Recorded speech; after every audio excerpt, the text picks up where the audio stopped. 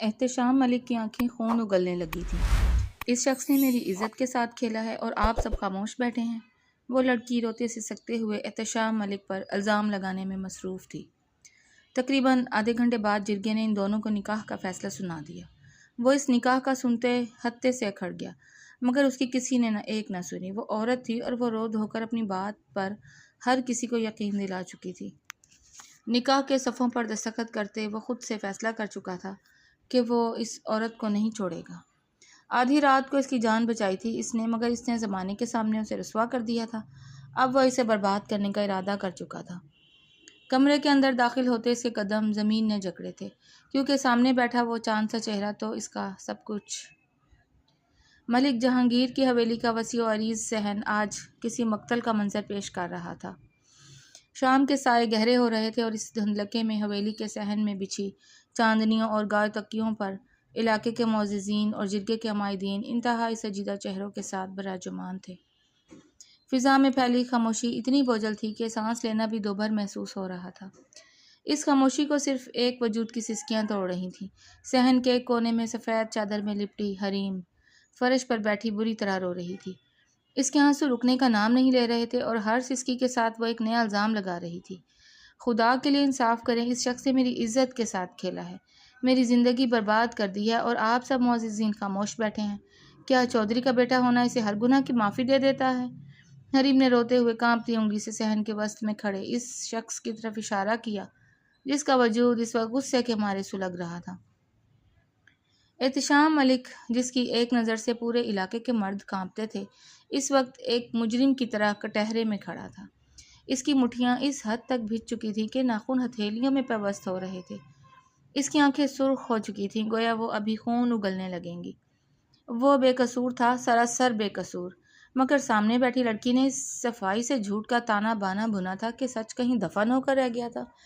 اے لڑکی، اپنی گندی زبان کو لگام دو۔ احتشام کی روب دار آواز صحن میں گونجی تو کئی لوگوں کے دل دہل گئے۔ میں نے رات کے اندھیرے میں تمہاری جان بچائی تھی، تمہیں اس درندے زبیر سے۔ خاموش احتشام، ملک جہانگیر کی بھاری اور سخت آواز نے احتشام کو بیچ میں ہی ٹوک دیا۔ ملک جہانگیر نے اپنی چھڑی زمین پر ماری، ان کا چہرہ غیرت اور غصے سے سرخ تھا۔ جرگے کے سامنے تمہیں بولنے کی اجازت نہیں، تب تک نہیں جب تک تم سے کچھ پوچھا نہ جائے۔ بابا سائیں، آپ اس کے جھوٹے آنسو دیکھ رہے ہیں، میرا سچ نہیں۔ احتشام نے بے بسی اور شدید غصے کے ملے جلے جذبات سے اپنے باپ کو دیکھا۔ جرگے کے سرکردہ رہنما پیر بخش نے اپنی سفید داڑھی پر ہاتھ پھیرا اور ملک جہانگیر کی طرف متوجہ ہوئے۔ ملک صاحب، لڑکی کے آنسو اور اس کی حالت گواہی دے رہے ہیں، وہ معزز گھرانے کی بیٹی ہے، کوئی لڑکی اپنی عزت کا جھوٹا سودا نہیں کرتی۔ قانون اور شریعت کا تقاضا یہی ہے کہ اس گناہ پر پردہ ڈالا جائے، ورنہ بات حویلی سے باہر نکلی تو ملک خاندان کی عزت مٹی میں مل جائے گی۔ احتشام نے تڑپ کر حریم کو دیکھا۔ حریم نے ایک پل کے لیے سر اٹھا کر احتشام کی خونخوار آنکھوں میں دیکھا اور خوف سے لرز کر دوبارہ چادر میں منہ چھپا لیا۔ وہ رو دھو کر اپنی مظلومیت کا ڈرامہ رچا کر وہاں بیٹھے ہر شخص کو یقین دلا چکی تھی۔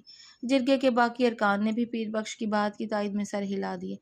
تقریباً آدھے گھنٹے کی سرگوشیوں اور بحث کے بعد پیر بخش نے جرگے کا حتمی فیصلہ سنایا۔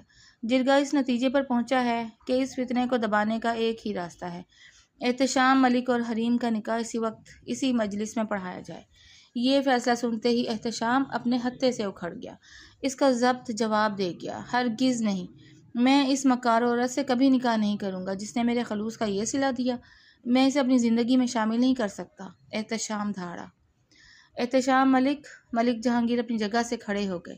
ان کی آنکھوں میں خاندانی وقار اور سخت گیری کی چمک تھی۔ اگر تم نے چودھری جہانگیر کا بیٹا بن کر رہنا ہے تو جرگے کا فیصلہ ماننا ہوگا۔ تمہارا انکار اس حویلی کی غیرت کا جنازہ نکال دے گا۔ بیٹھو اور نکاح کے کاغذات پر دستخط کرو۔ احتشام نے اپنے باپ کو دیکھا، پھر وہاں موجود ان لوگوں کو دیکھا جو کل تک اس کے سامنے سر جھکاتے تھے اور آج اس پر شک کر رہے تھے۔ اس کی کسی نے نہ سنی۔ وہ طاقتور ہو کر بھی اس لڑکی کے مکر کے سامنے بے بس ہو چکا تھا۔ مولوی صاحب آگے بڑھے اور نکاح کا رجسٹر احتشام کے سامنے رکھ دیا۔ احتشام نے کانپتے غصے کے ساتھ قلم اٹھایا۔ نکاح کے صفوں پر دستخط کرتے ہوئے اس کے دل میں انتقام کی ایک ہولناک آگ بھڑک اٹھی۔ تم نے زمانے کے سامنے مجھے رسوا کیا ہے نا حریم، تم نے میری نیکی کا صلہ مجھے مجرم بنا کر دیا ہے۔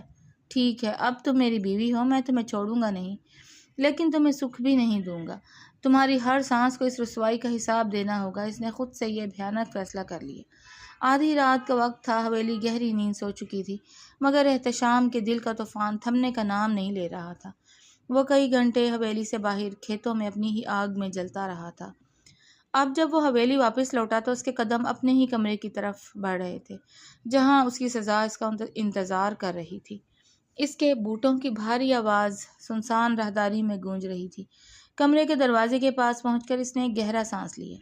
اس کے چہرے پر صفاقی اور بے رخی کی ایک گہری پرت جم چکی تھی۔ وہ اپنے اصولوں پر سمجھوتا نہیں کرتا تھا، اور آج ایک عورت نے اس کے اصولوں کو پامال کیا تھا۔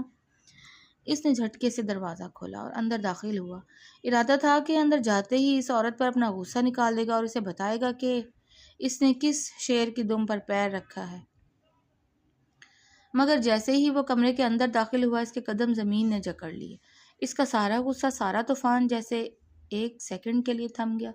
کمرے کے مدھم زرد روشنی میں بیڈ کے ایک کونے پر سرخ عروسی جوڑے میں لپٹی حریم بیٹھی تھی۔ اس کا گھونگھٹ تھوڑا سا ڈھلکا ہوا تھا، جس کی وجہ سے اس کا چہرہ صاف نظر آ رہا تھا۔ وہ تھکن اور رونے کی شدت کی وجہ سے وہیں سر ٹکائے سو چکی تھی۔ اس کا وہ چاند سا چہرہ جس پر معصومیت کی چادر تنی تھی، ہنوز آنسوؤں کی نمی سے چمک رہا تھا۔ لمبی گھنی پلکیں اب بھی گیلی تھیں اور گالوں پر آنسوؤں کے سوکھے ہوئے نشان واضح تھے۔ احتشام کا دل سینے میں زور سے دھڑکا۔ اس کا رعب، اس کی نفرت ایک لمحے کے لیے اس چہرے کو دیکھ کر پگھلنے لگی، کیونکہ سامنے بیٹھی یہ لڑکی کوئی اجنبی نہیں تھی، یہ تو اس کا سب کچھ تھی۔ یہ وہ لڑکی تھی جسے وہ برسوں سے دور سے خاموشی سے چاہتا آ رہا تھا۔ وہ اس کے دل کی ملکہ تھی، اس کی پاکیزہ محبت تھی، جس کی ایک جھلک دیکھنے کے لیے وہ تڑپتا تھا۔ وہ عورت ذات کو ہمیشہ عزت دیتا تھا، مگر آج اس کی انا بری طرح زخمی ہوئی تھی۔ وہ آہستہ آہستہ اس کے قریب بڑھا۔ غصے کی ایک لہر دوبارہ اس کے اندر بیدار ہوئی، مگر دل کی دھڑکنیں اس کی محبت کی گواہی دے رہی تھی۔ تم نے یہ کیا کیا حریم؟ وہ بڑبڑایا۔ اس کی آواز میں غصہ بھی تھا اور ایک گہرا درد بھی۔ تم میری محبت تھی، مگر اب تم میرے اس غصے کی سزا بھگتو گی، جس کی حقدار تم خود بنی ہو۔ وہ اس کے سامنے کھڑا تھا، دل اور دماغ کی اس جنگ میں جہاں وہ اسے برباد کرنے کا ارادہ کر چکا تھا، وہاں اس کا دل اب بھی اس کی معصومیت کے آگے بے بس ہو رہا تھا۔ 3 دن پہلے آدھی رات کا وقت تھا، آسمان پر گھنے بادل چھائے ہوئے تھے اور چاند کی روشنی نہ ہونے کے برابر تھی۔ احتشام ملک اپنے ڈیرے پر کسانوں کے ساتھ فصلوں کے معاملے پر طویل میٹنگ ختم کر کے حویلی کی طرف لوٹ رہا تھا۔ وہ ہمیشہ کی طرح اکیلا تھا۔ اس کے ہاتھ میں اس کے پشاور سے لائی گئی خاص چھڑی تھی اور قدموں میں بلا کا رعب تھا۔ وہ حویلی کے پچھلے راستے پر واقع گھنے کھیتوں کے پاس سے گزر رہا تھا کہ اچانک کسی کے رونے اور ہچکیوں کی آواز آئی۔ چھوڑو مجھے، خدا کے لیے مجھے جانے دو، کوئی ہے؟ بچاؤ مجھے! ایک لڑکی کی آواز سنسان رات کے اندھیرے کو چیرتی ہوئی احتشام کے کانوں سے ٹکرائی۔ احتشام کے قدم وہیں رک گئے۔ وہ آواز، وہ کوئی عام آواز نہیں تھی۔ اس آواز کی ایک لہر احتشام کے دل کی دھڑکنوں سے واقف تھی۔ وہ حریم کی آواز تھی۔ اس کے اندر جیسے ایک دم سے کوئی بجلی بھر گئی۔ وہ بغیر ایک پل ضائع کیے آواز کی سمت بھاگا۔ گھنے سرکنڈوں اور مٹیالے راستے کو پار کرتے ہی سامنے کا منظر دیکھ کر احتشام کا خون کھول اٹھا۔ کھیتوں کے بیچ بنے ایک پرانے ٹیوب ویل کے پاس گاؤں کا نامی گرامی بدماش اور اوباش زبیر اپنے 2 گنڈوں کے ساتھ موجود تھا۔ زبیر نے حریم کی کالی چادر کو کھینچ رکھا تھا اور حریم فرش پر بیٹھی اپنے دوپٹے کو بچانے کی ناکام کوشش کرتے ہوئے بری طرح رو رہی تھی اور پیچھے ہٹ رہی تھی۔ کہاں بھاگے گی حریم؟ آج اس کالی رات میں تمہیں اس ملک کے چودھری بھی نہیں بچا سکتے۔ بہت غرور ہے نا تمہیں تمہاری معصومیت پر۔ آج یہ غرور میں مٹی میں ملا دوں گا۔ زبیر نے وحشیانہ ہنسی ہنستے ہوئے حریم کا بازو دبوچنے کے لیے ہاتھ بڑھایا۔ زبیر! ایک ایسی ہولناک دھاڑ گونجی کہ زبیر اور اس کے گنڈوں کے چھکے چھوٹ گئے۔ اس سے پہلے کہ وہ مڑ کر دیکھ پاتے، احتشام ملک ایک زخمی شیر کی طرح ان پر جھپٹ پڑا۔ احتشام کی بھاری چھڑی زبیر کے ہاتھ پر اتنی زور سے لگی کہ اس کے منہ سے چیخ نکل گئی اور وہ دور جا گرا۔ زبیر کے دونوں گنڈے احتشام کی طرف بڑھے، مگر احتشام پر اس وقت جنون سوار تھا۔ اپنی جان کی پرواہ کیے بغیر وہ اکیلا ان تینوں پر بھاری پڑ رہا تھا۔ ایک گنڈے نے چاقو نکال کر احتشام کے بازو پر وار کیا، جس سے احتشام کی قمیض پھٹ گئی اور خون کا فوارہ چھوٹ نکلا، مگر احتشام کو جیسے درد کا احساس ہی نہیں تھا۔ تمہاری یہ جرأت کہ تم حریم پر ہاتھ ڈالو؟ احتشام نے غصے سے چاقو والے گنڈے کا گلا دبوچا اور اسے زمین پر پٹخ دیا۔ اس نے زبیر کو گریبان سے اٹھایا اور اس کے چہرے پر پے در پے اتنے زوردار مکے مارے کہ زبیر کا منہ خون سے بھر گیا۔ ملک چھوڑ دے مجھے، مر جاؤں گا میں، زبیر نے نیم بے ہوشی کی حالت میں رحم کی بھیک مانگی۔ اگر آج کے بعد تم نے اس لڑکی کی طرف آنکھ اٹھا کر بھی دیکھا تو زبیر، میں تمہیں زندہ زمین میں گاڑ دوں گا۔ احتشام نے اسے جھٹکے سے دور پھینکا۔ زبیر اور اس کے گنڈے اپنی جان بچا کر اندھیرے میں بھاگ کھڑے ہوئے۔ میدان صاف ہوتے ہی احتشام حریم کی طرف مڑا۔ حریم خوف سے بری طرح کانپ رہی تھی اور اس نے اپنے گھٹنوں میں سر چھپا رکھا تھا۔ احتشام نے ایک گہرا سانس لیا، اپنے بازو سے بہتے خون کی پرواہ کیے بغیر وہ زمین پر جھکا۔ اس نے اپنی قیمتی چادر اتاری اور انتہائی نرمی سے حریم کے لرزتے ہوئے کندھوں پر ڈال دی۔ حریم اٹھو، وہ چلے گئے ہیں، تم اب بالکل محفوظ ہو۔ احتشام کی آواز میں ایک ایسا لمس تھا جو صرف ایک سچے پریمی کا ہو سکتا ہے۔ حریم نے آہستہ سے سر اٹھایا، اس کی بڑی بڑی خوبصورت آنکھوں میں آنسو تیر رہے تھے۔ اس نے احتشام کو دیکھا، پھر اس کے زخمی بازو کو دیکھ کر اس کے لب ہلے۔ آپ کو چوٹ لگی ہے، میری فکر مت کرو، تم چل سکتی ہو۔ احتشام نے اپنا ہاتھ آگے بڑھایا مگر حریم نے شرم اور خوف سے اس کا ہاتھ تھامنے کے بجائے خود اٹھنے کی کوشش کی اور لڑکھڑا کر گر گئی۔ احتشام نے لپک کر اسے سنبھالا۔ جب وہ حریم کو لے کر اس کے گھر کی گلی کی طرف بڑھ رہا تھا تو احتشام کا دل پرانی یادوں کے جھروکوں میں بھٹکنے لگا۔ احتشام حریم کو آج سے نہیں جانتا تھا، یہ محبت تب سے شروع ہوئی تھی جب حریم شہر کے کالج میں پڑھتی تھی۔ وہ روزانہ صبح جب کالج کی بس میں سوار ہونے کے لیے اسٹاپ پر کھڑی ہوتی تھی تو احتشام اپنی مہنگی گاڑی میں دور کھڑا صرف اسے دیکھا کرتا تھا۔ حریم کی سادگی، اس کی حیا اور اس کی معصومیت نے احتشام ملک کے مغرور دل کو اپنا قیدی بنا لیا تھا۔ وہ اس کے دل کی ملکہ تھی، اس کی وہ پاکیزہ یک طرفہ محبت جس کا اظہار اس نے کبھی نہیں کیا تھا کیونکہ وہ حریم کو کسی بھی قسم کی بدنامی سے دور رکھنا چاہتا تھا۔ وہ ہمیشہ دور کھڑا ایک محافظ کی طرح اس کی نگرانی کرتا تھا اور آج بھی اس نے اپنی جان پر کھیل کر اپنی اس محبت کی آبرو بچائی تھی۔ گھر کے قریب پہنچ کر احتشام رک گیا۔ یہاں سے تم خود چلی جاؤ حریم، گھر کے اندر جا کر زویا کو ساتھ لو اور سو جاؤ۔ کسی کو اس رات کے بارے میں کچھ بتانے کی ضرورت نہیں، میں سب سنبھال لوں گا۔ حریم نے نم آنکھوں سے احتشام کو دیکھا۔ آپ کا بہت شکریہ ملک صاحب، اگر آج آپ نہ ہوتے تو… وہ رو پڑی۔ میں ہوں حریم، جب تک میں زندہ ہوں تمہیں کچھ نہیں ہوگا، احتشام نے اس کی آنکھوں میں دیکھ کر کہا اور واپس مڑ گیا۔ جرگے سے چند گھنٹے پہلے زبیر اپنی شکست پر بلبلاتا ہوا اگلی ہی صبح حریم کے گھر کے پچھلے حصے میں پہنچ گیا تھا جہاں حریم اکیلی کھڑی تھی۔ اس کے چہرے پر پٹیاں بندھی تھیں اور آنکھوں میں انتقام کی آگ تھی۔ حریم، تو سمجھتی ہے کہ اس احتشام ملک نے تجھے بچا لیا؟ زبیر نے دانت پیستے ہوئے کہا۔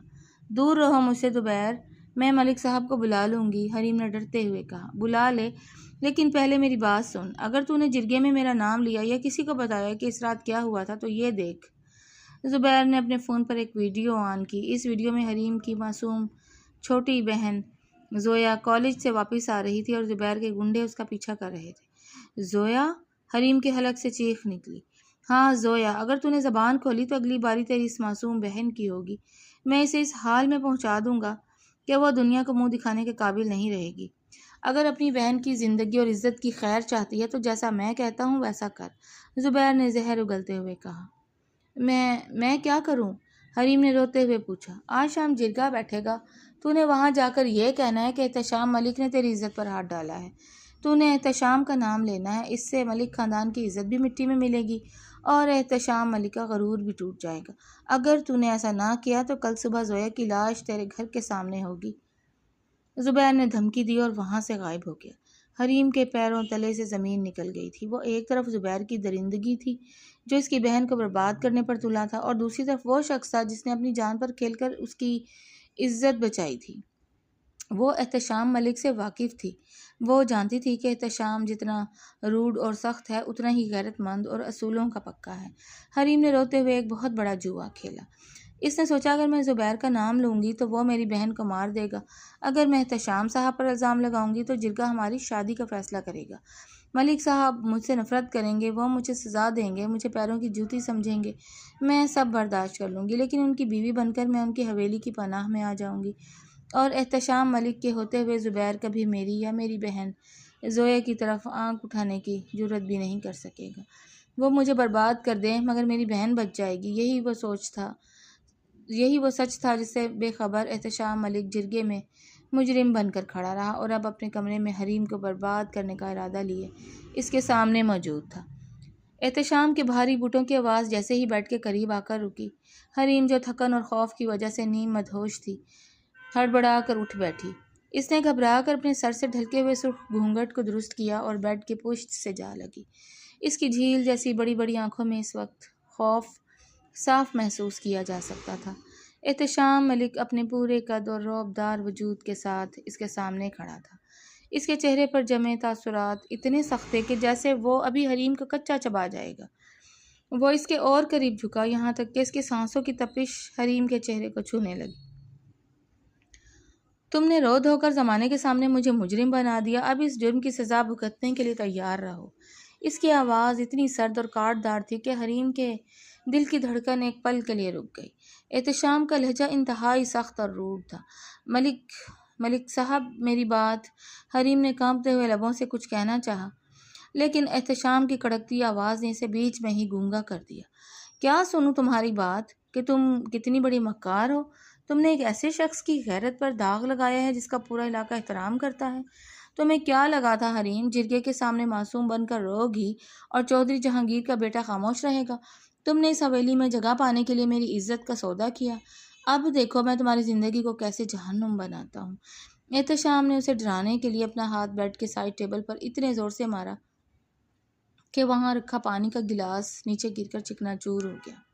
اس اچانک دھماکے اور احتشام کے خوفناک جلال سے حریم کا صبر جواب دے گیا۔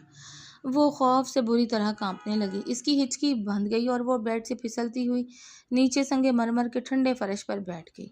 اس نے اپنا سر اپنے گھٹنوں میں چھپا لیا اور بچوں کی طرح بلک بلک کر رونے لگی۔ اس کا نازک بدن لرز رہا تھا۔ فرش پر بیچارگی سے گر کر روتی ہوئی حریم کو دیکھ کر احتشام کے اندر کا سارا غصہ جیسے یکدم ہوا ہو گیا۔ اس کی مٹھیاں جو غصے سے بھیچی ہوئی تھیں آہستہ آہستہ کھل گئیں۔ وہ روڈ اور مغرور ضرور تھا، لیکن وہ کوئی ظالم درندہ نہیں تھا جو ایک روتی ہوئی مجبور عورت پر اپنی مردانگی جھاڑے۔ وہ عورت ذات کو اپنے پیروں کی جوتی سمجھنے والے مردوں میں سے نہیں تھا، اور سب سے بڑھ کر یہ تو حریم تھی، اس کے دل کی ملکہ، اس کی پاکیزہ یک طرفہ محبت۔ اس کا روتا ہوا چہرہ احتشام کے اپنے دل پر چھریاں چلا رہا تھا۔ اس نے گہرا سانس لیا اور اپنے مچلتے ہوئے جذبات پر قابو پایا۔ وہ نہیں چاہتا تھا کہ حریم کو اس کی کمزوری کا پتہ چلے۔ اٹھو یہاں سے اور بیڈ پر جا کر بیٹھو۔ فرش پر بیٹھ کر مزید مظلومیت کا ڈرامہ رچانے کی ضرورت نہیں ہے، اس نے سخت لہجے میں کہا، مگر اس بار اس کی آواز میں وہ وحشت نہیں تھی۔ حریم نے سر نہیں اٹھایا، وہ بس خاموشی سے سسکیاں لیتی رہی۔ اس وقت کمرے کی کھلی کھڑکی سے دسمبر کی یخ بستہ سرد ہوا کا ایک تیز جھونکا اندر داخل ہوا، جس سے کمرے کا درجہ حرارت یکدم گر گیا۔ فرش پر بیٹھی حریم سردی کی اس شدت سے بری طرح کپکپا اٹھی۔ اس کا سرخ ریشمی جوڑا اسے سردی سے بچانے کے لیے ناکافی تھا۔ احتشام نے اسے کانپتے ہوئے دیکھا تو اس کے اندر چھپی محبت جاگ اٹھی۔ وہ خاموشی سے صوفے کی طرف بڑھا جہاں اس کا اپنا ارادہ رات گزارنے کا تھا۔ اس نے الماری سے ایک گرم اور نرم کمبل نکالا۔ وہ چاہتا تو حریم کو اسی حال میں چھوڑ سکتا تھا، مگر اس کا دل اسے اس بات کی اجازت نہیں دے رہا تھا۔ وہ دوبارہ خاموش قدموں سے حریم کے قریب آیا۔ حریم نے ڈر کر آہستہ سے سر اٹھایا۔ اسے لگا شاید احتشام اسے مزید ڈانٹے گا، مگر احتشام نے کچھ کہے بغیر انتہائی نرمی سے وہ گرم کمبل حریم کے لرزتے ہوئے کندھوں کے گرد لپیٹ دیا اور اسے اچھی طرح ڈھانپ دیا۔ اس کا لمس فکر سے بھرپور تھا جو اس کے سخت الفاظ سے بالکل الٹ تھا۔ بیڈ پر جا کر سو جاؤ حریم، میں عورتوں پر ظلم کرنے والا مرد نہیں ہوں، احتشام نے مڑتے ہوئے سرد مگر دھیمے لہجے میں کہا۔ تم نے جو کیا اس کا حساب میں تمہاری روح سے لوں گا، تمہارے جسم کو تکلیف دے کر نہیں۔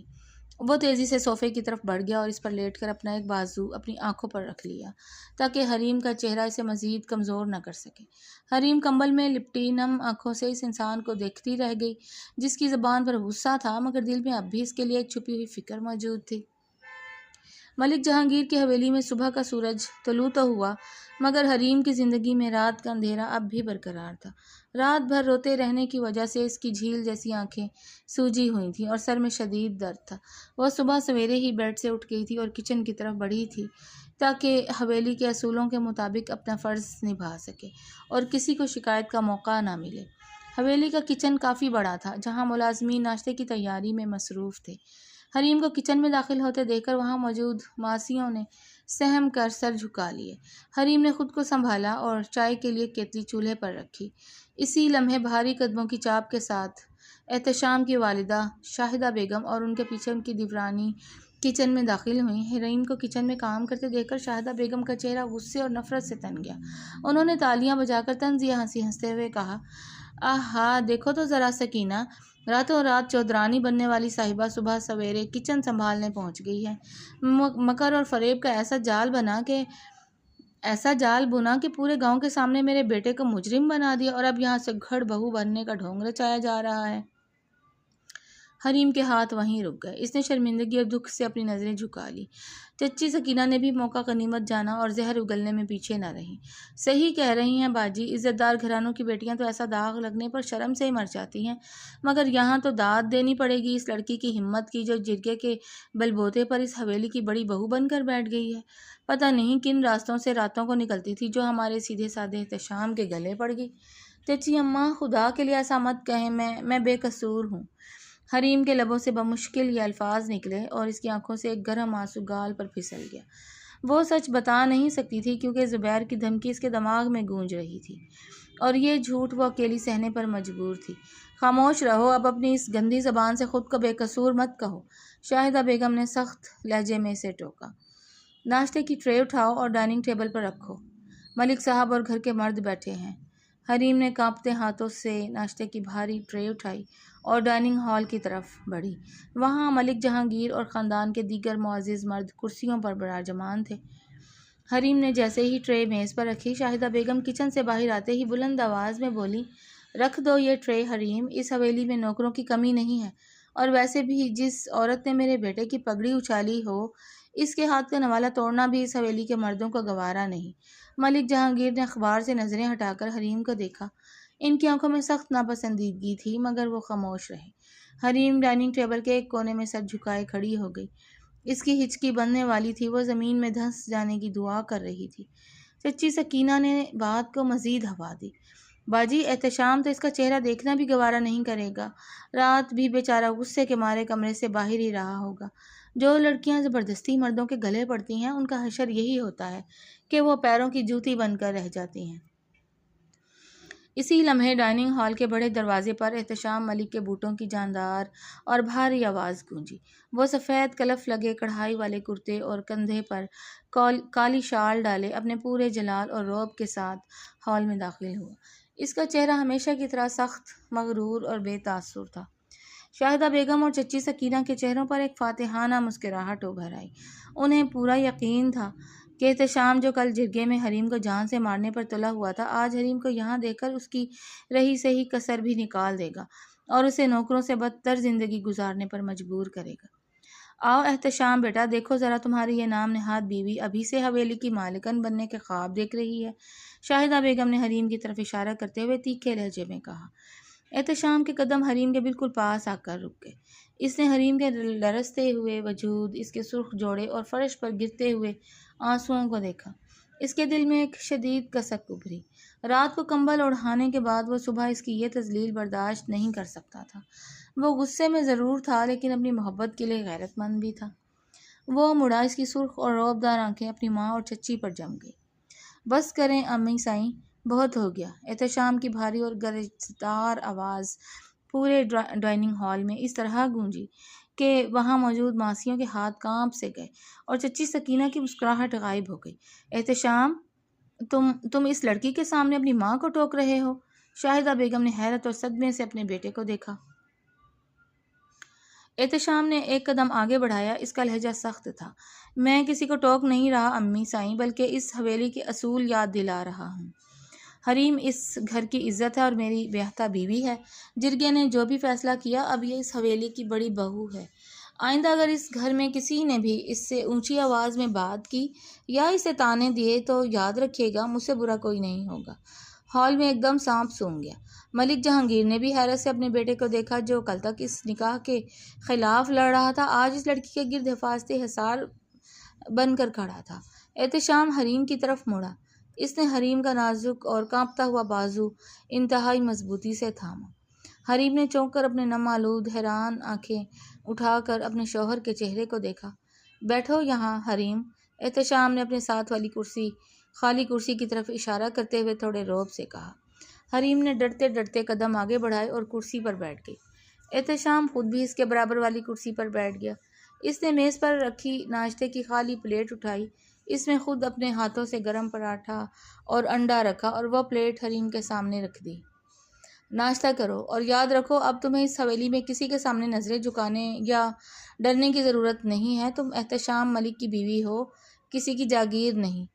اس نے یہ جملہ اتنی بلند آواز میں کہا کہ کچن تک سب کو اس کا پیغام مل گیا۔ حریم نے لرزتے ہاتھوں سے نوالا توڑا۔ اس کی آنکھوں سے اب جو آنسو گرے وہ خوف کے نہیں بلکہ اس شخص کے اعلیٰ ظرف اور غیرت کے تھے۔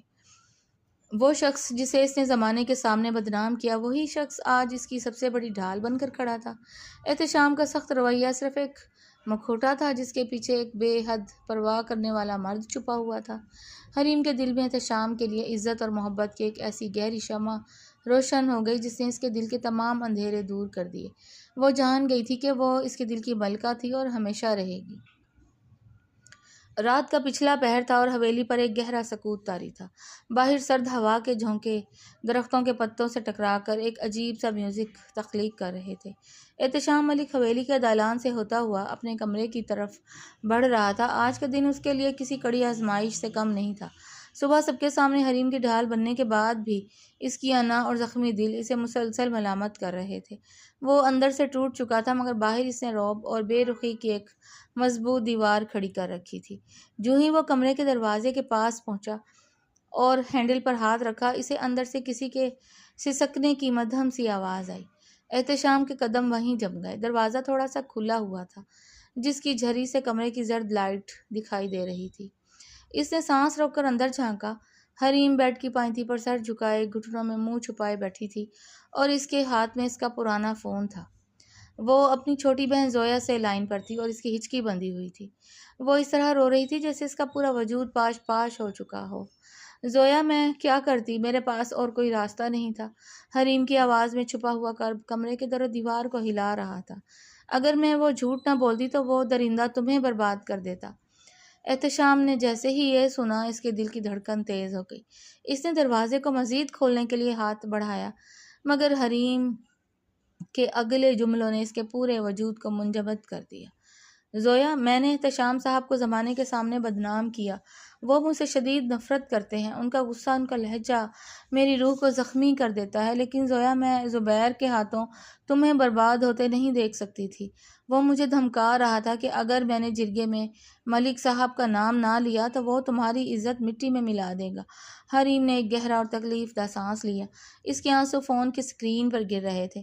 مجھے معلوم تھا زویا، مجھے معلوم تھا کہ احتشام صاحب بہت غیرت مند اور اصولوں کے پکے انسان ہیں۔ وہ جتنے بھی روڈ ہوں، جتنے بھی غصے والے ہوں، لیکن وہ ایک عورت کی آبرو کا سودا کبھی نہیں ہونے دیں گے۔ میں نے اپنی عزت داؤ پر لگا دی، اپنے کردار پر داغ لگوا لیا تاکہ ان کا نام سن کر زبیر پیچھے ہٹ جائے اور میں ان کی پناہ میں آ سکوں۔ مجھے معلوم تھا وہ مجھے پناہ ضرور دیں گے، چاہے سزا کے طور پر ہی کیوں نہ رکھیں۔ اب وہ مجھے برباد کر دیں، مجھے جان سے مار دیں، مجھے کوئی غم نہیں۔ بس تم محفوظ رہنا زویا، تم محفوظ رہنا۔ باہر کھڑے احتشام ملک کے پیروں تلے سے جیسے زمین نکل گئی۔ اس کے سر پر جیسے کسی نے ہتھوڑا مارا ہو۔ اس کا سارا غصہ اور نفرت جو اس نے 3 دن سے پال رکھی تھی 1 سیکنڈ میں کافور ہو گئی۔ جس لڑکی کو وہ مکار، دغا باز اور عیار سمجھ رہا تھا، اس نے تو اپنی بہن کی آبرو بچانے کے لیے خود کو دنیا کی نظر میں گرا دیا تھا، اور سب سے بڑھ کر اس نے احتشام کی غیرت پر، اس کے کردار پر اس حد تک بھروسہ کیا تھا کہ اپنی زندگی کا سب سے بڑا فیصلہ اس کے نام کر دیا۔ احتشام کی آنکھوں میں نمی تیرنے لگی، اس کا دل بری طرح مچل اٹھا اور اسے اپنے آپ سے گھن آنے لگی کہ اس نے رات حریم کے ساتھ کتنا برا سلوک کیا تھا۔ احتشام سے اب مزید باہر کھڑا نہیں رہا گیا۔ اس نے ایک زوردار جھٹکے سے دروازہ کھولا اور اندر داخل ہوا۔ اچانک دروازہ کھلنے کی آواز پر حریم نے بری طرح چونک کر سر اٹھایا۔ سامنے احتشام کو دیکھ کر اس کے چہرے کا رنگ سفید پڑ گیا اور خوف کے مارے فون اس کے ہاتھ سے چھوٹنے لگا۔ اس سے پہلے کہ وہ کچھ سمجھ پاتی، احتشام نے 2 طویل ڈگ بھرے اس کے قریب پہنچا اور اس کے ہاتھ سے فون چھین لیا۔ اس نے فون پر کال کاٹی اور اسے سائڈ ٹیبل پر پٹخ دیا۔ حریم خوف سے بری طرح کانپنے لگی۔ اس نے اپنے دونوں ہاتھ اپنے چہرے کے سامنے کر لیا اور اپنی آنکھیں میچ لیں۔ اسے پورا یقین تھا کہ احتشام نے سب کچھ سن لیا ہے اور اب وہ غصے میں اسے جان سے مار دے گا یا اس پر ہاتھ اٹھائے گا۔ اس کا پورا نازک وجود ایک پتے کی طرح لرز رہا تھا۔ ملک صاحب مجھے معاف کر دیں، مجھے مارے مت، وہ روتے ہوئے گڑ گڑائی۔ مگر جس مار سے وہ ڈر رہی تھی وہ نہیں ہوا۔ کمرے میں ایک گہرا سکوت چھا گیا۔ حریم نے ڈرتے ڈرتے اپنی انگلیاں چہرے سے ہٹائیں اور سامنے کا منظر دیکھ کر اس کی سانس حلق میں اٹک گئی۔ علاقے کا سب سے مغرور اور رعبدار انسان احتشام ملک اس وقت فرش پر اس کے بالکل سامنے اپنے گھٹنوں کے بل بیٹھا تھا۔ اس کے چہرے پر وہ ایک بے پناہ گداز تڑپ اور پچھتاوے نے جگہ لے لی تھی۔ اس کی سرخ آنکھوں سے اس وقت واقعی آنسو بہہ رہے تھے۔ احتشام نے انتہائی نرمی سے اپنے بھاری ہاتھ اٹھائے اور حریم کے گالوں پر موجود گرم آنسوؤں کو اپنے انگوٹھوں سے صاف کیا۔ اس کا لمس اتنا ریشمی اور محبت پاش تھا کہ حریم جیسے حیرت سے ساکت ہو گئی۔ تم نے مجھے اتنا پرایا سمجھا حریم؟ احتشام کی آواز بھر آئی ہوئی تھی۔ اس کا لہجہ گداز اور مٹھاس سے بھرپور تھا۔ اگر تم مجھے صرف ایک بار سچ بتا دیتی تو کیا میں تمہاری بہن کی حفاظت نہ کرتا؟ کیا میں زبیر کتے کو ہمیشہ کے لیے عبرت کا نشان نہ بنا دیتا؟ حریم نے حیرت اور ششدر آمیز نظروں سے اسے دیکھا۔ آپ نے سب سن لیا؟ ہاں، میں نے سب سن لیا۔ احتشام نے اس کے دونوں ہاتھ اپنے ہاتھوں میں لیے اور انہیں چوم لیے۔ تم نے سوچا کہ میں تمہیں پیروں کی جوتی سمجھوں گا؟ تم نے سوچا کہ میں تم پر ظلم کروں گا؟ حریم، تم میری روح ہو۔ تم نے میرے اصولوں پر نہیں، میرے دل پر بھروسہ کیا تھا، اور میں کتنا اندھا تھا کہ تمہاری اس قربانی کو دیکھ ہی نہ سکا۔ حریم کی آنکھوں سے آنسو دوبارہ بہنے لگے۔ میں ڈر گئی تھی ملک صاحب، زبیر بہت خطرناک ہے۔ وہ زویا کو… اب زبیر کی اتنی اوقات نہیں کہ وہ تمہاری یا زویا کی طرف آنکھ اٹھا کر بھی دیکھ سکے۔ اب تم احتشام ملک کی پناہ میں نہیں، اس کے دل میں ہو، احتشام نے انتہائی مان سے کہا۔ حریم نے الجھن سے سر ہلایا۔ آپ مجھ سے نفرت نہیں کرتے؟ میں نے آپ کا نام خراب کیا جھڑکے میں؟ احتشام کے لبوں پر ایک خوبصورت اور دلبرانہ مسکراہٹ ابھری۔ اس نے حریم کی آنکھوں میں جھانکا جہاں اب خوف کی جگہ حیرت لے رہی تھی۔ حریم، میں تم سے نفرت کیسے کر سکتا ہوں؟ تم تو وہ لڑکی ہو جسے میں نے تب سے اپنے دل میں بسا رکھا ہے جب تم کالج جایا کرتی تھی۔ میں روز صبح تمہاری ایک جھلک دیکھنے کے لیے اپنی گاڑی اسٹاپ کے پاس کھڑی کرتا تھا۔ تم میرے دل کی وہ ملکہ ہو جس کی آبرو کے لیے میں اپنی جان بھی دے دوں تو کم ہے۔ میں نے اس رات اپنی جان پر کھیل کر تمہیں زبیر سے اس لیے نہیں بچایا تھا کہ یہ میرا فرض تھا، بلکہ اس لیے بچایا تھا کیونکہ تم میری زندگی ہو۔ احتشام کا یہ اعتراف محبت حریم کے لیے کسی سحر سے کم نہیں تھا۔ اس کے وہم و گمان میں بھی نہیں تھا کہ یہ مغرور اور سخت گیر چودھری کا بیٹا اس سے اس حد تک یک طرفہ محبت کرتا ہے۔ اس کے دل پر موجود خوف اور جرم کا سارا بوجھ ایک لمحے میں ہلکا ہو گیا۔ تمام غلط فہمیاں جو غصے کی دیوار بن کر ان کے درمیان کھڑی تھیں، احتشام کے آنسوؤں اور اس کی محبت کے اعتراف سے پگھل کر بہہ گئیں۔ مجھے معاف کر دیں احتشام صاحب، میں نے آپ کو بہت دکھ دیا۔ حریم اب ضبط نہ کر سکی۔ اس نے اپنے آپ کو احتشام کے مضبوط حصار میں دے دیا اور رو رو کر اس کے چوڑے سینے سے لگ گئی۔ احتشام نے اپنی شال حریم کے گرد پھیلاتے ہوئے اسے پوری قوت سے اپنے سینے میں بھینچ لیا۔ اس نے اپنی محبت کو دنیا کی ہر بری نظر سے چھپا لیا تھا۔ سرد رات کی اس خاموشی میں ان کے دلوں کی دھڑکنیں ایک دوسرے کا سچ سن رہی تھی، جہاں اب صرف محبت اور ایک نئی زندگی کی شروعات تھی۔ اگلی صبح کا سورج چودھری جہانگیر کی حویلی پر ایک نئی امنگ لے کر اترا، لیکن احتشام ملک کے چہرے پر اس وقت غصہ جھلک رہا تھا۔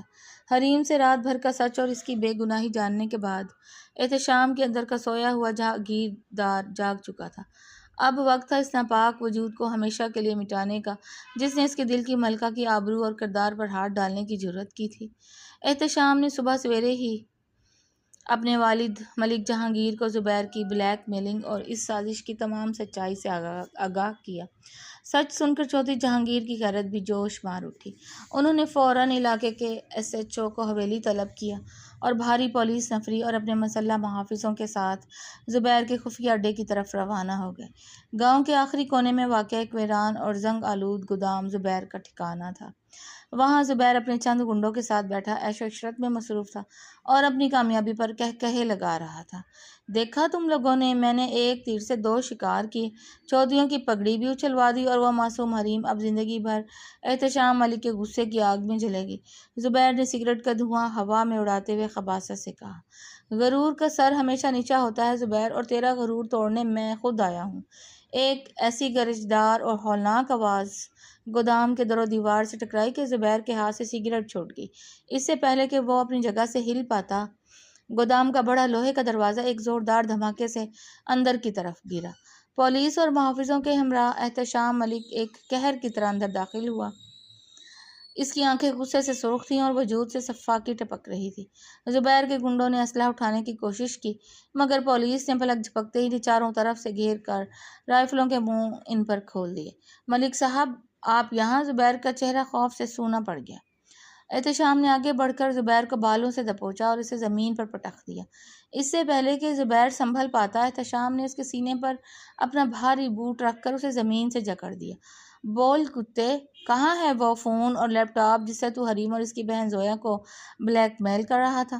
احتشام کی کڑکتی آواز نے زبیر کی روح فنا کر دی۔ مجھے نہیں معلوم، میں کسی کو بلیک میل نہیں کر رہا۔ زبیر نے جھوٹ بولنے کی کوشش کی۔ احتشام نے بوٹ کا دباؤ بڑھایا تو زبیر کے حلق سے چیخ نکل گئی۔ ایس ایچ او صاحب، اس گودام کا کونا کونا چھان مارو۔ مجھے وہ ثبوت چاہیے جس کے بلبوتے پر اس نے میری بیوی کو جرگے میں جھوٹ بولنے پر مجبور کیا۔ پولیس نے تلاشی شروع کی اور محض چند منٹوں میں میز کے خفیہ خانے سے زبیر کا ذاتی فون اور ایک لیپ ٹاپ اور چند میموری کارڈز برآمد کر لیے۔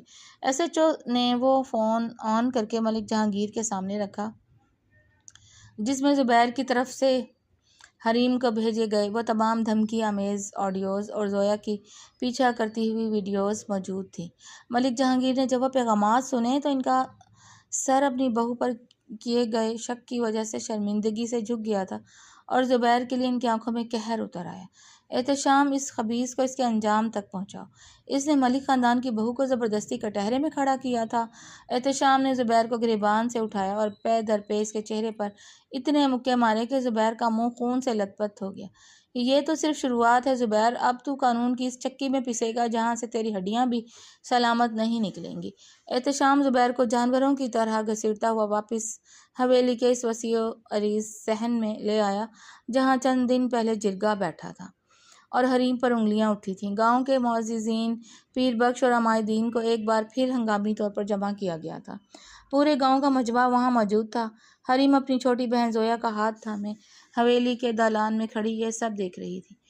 اس کی آنکھوں میں آنسو تھے، مگر اب ان آنسوؤں میں خوف کی جگہ اپنے شوہر پر مان تھا۔ احتشام نے زبیر کو مجمع کے بیچوں بیچ پھینک دیا۔ بول زبیر، سب کے سامنے بک وہ سچ جو تو نے اپنی درندگی چھپانے کے لیے حریم کے ذریعے جرگے میں جھوٹ بلوایا تھا۔ پولیس کی ہتھیڑیاں اور احتشام کا خوفناک چہرہ دیکھ کر زبیر کے رہے سہے حوصلے بھی جواب دے گئے۔ وہ گھٹنوں کے بل بیٹھ کر پورے گاؤں کے سامنے ہاتھ جوڑ کر رونے لگا۔ مجھے معاف کر دیں، مجھ سے بہت بڑا گناہ ہو گیا۔ جرگے میں حریم نے جو کچھ کہا وہ سراسر جھوٹ تھا۔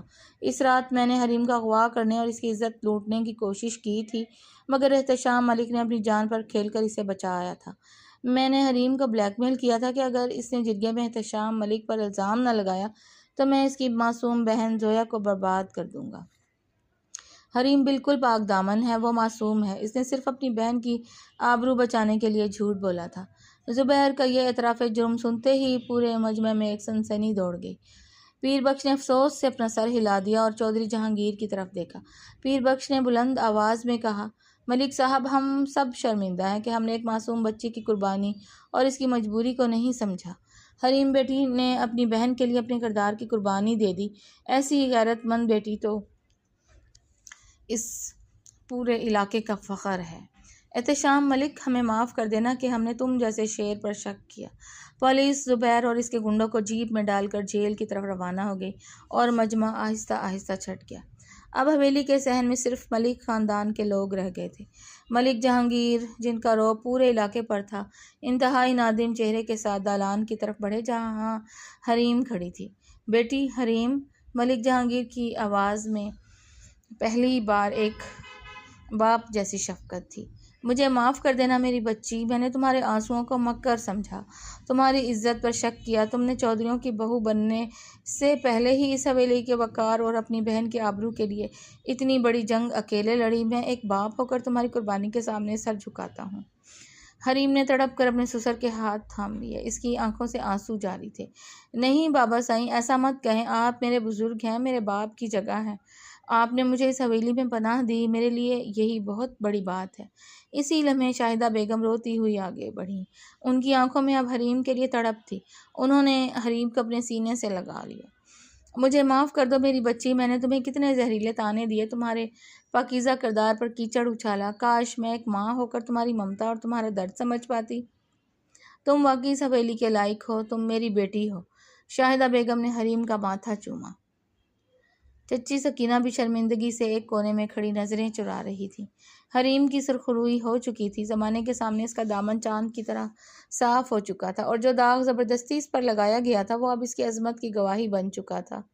اس دوران احتشام ملک دور کھڑا گہری اور محبت پاش نظروں سے اپنی بیوی کو دیکھ رہا تھا۔ اس کے چہرے پر ایک فاتحانہ مسکراہٹ تھی۔ ملک جہانگیر کی تاریخی حویلی آج روشنیوں کے سیلاب میں نہائی ہوئی تھی۔ حویلی کے در و دیوار کو چنبیلی کے ہاروں سے دلہن کی طرح سجایا گیا تھا اور فضا میں مدھم شہنائی کے سر گھل رہے تھے۔ آج حویلی میں ایک بہت بڑی اور شاہانہ دعوت کا اہتمام تھا، جہاں آس پاس کے تمام علاقوں کے معززین اور پورا گاؤں موجود تھا۔ یہ صرف ایک دعوت نہیں تھی، بلکہ یہ چودھری خاندان کی طرف سے حریم کو باقاعدہ پورے وقار اور دھوم دھام سے اپنی بڑی بہو تسلیم کرنے کا جشن تھا۔ حویلی کے بڑے ہال میں زرق برق لباس پہنے خواتین کا ہجوم تھا۔ شاہدہ بیگم نے فخر سے حریم کا ہاتھ تھام رکھا تھا اور ہر آنے والے مہمان سے مسکرا کر کہہ رہی تھی، یہ میری بڑی بہو حریم ہے، میری حویلی کی لاج اور میری بیٹی۔ ملک جہانگیر خود دالان میں کھڑے مہمانوں کا استقبال کر رہے تھے اور اس کا چہرہ فخر سے دمک رہا تھا۔ اس ساری محفل میں حریم سچ مچ چاند کی طرح چمک رہی تھی۔ وہ گہرے سرخ رنگ کے بنارسی جوڑے میں ملبوس تھی، جس پر سونے کا نفیس کام ہوا تھا۔ ماتھے پر جھومر، ہاتھوں میں مہندی اور چہرے پر حیا کی لالی سجائے وہ اتنی خوبصورت لگ رہی تھی کہ دیکھنے والے دنگ رہ گئے۔ اس کی جھیل جیسی بڑی بڑی آنکھیں، جو کبھی خوف اور آنسوؤں سے بھری رہتی تھیں، آج خوشی، سکون اور اپنے شوہر کے مان سے جگمگا رہی تھیں۔ دعوت کے اختتام پر جب حویلی کے شور و غل میں کمی آئی تو حریم تھکن کے احساس کے ساتھ اپنے کمرے میں لوٹ آئی۔ اس نے گہرا سانس لیا اور آئینے کے سامنے کھڑی ہو کر اپنے بھاری زیورات اتارنے لگی۔ اسی لمحے احتشام ملک اندر داخل ہوا۔ احتشام نے کلف لگا ہوا سفید قمیض شلوار پہن رکھا تھا، جس پر سیاہ پشمینہ شال اس کے چوڑے شانوں پر انتہائی سحر انگیز لگ رہی تھی۔ وہ دھیمے قدموں سے چلتا ہوا حریم کے بالکل پیچھے آ کر کھڑا ہو گیا۔ آئینے میں دونوں کا عکس ایک مکمل اور خوبصورت ترین جوڑی کی گواہی دے رہا تھا۔ احتشام کے قریب آتے ہی حریم کے دل کی دھڑکن ہمیشہ کی طرح تیز ہو گئی۔ اس نے آئینے میں اپنے شوہر کی سحر انگیز آنکھوں میں دیکھا۔ احتشام نے اپنی جیب سے ایک مخملی سیاہ ڈبہ نکالا اور اسے کھولا۔ مدھم زرد روشنی میں اس کے اندر موجود ہیرے کا ہار کسی ستارے کی طرح چمک اٹھا۔ اس نے حریم کو نرمی سے مڑنے کا اشارہ کیا۔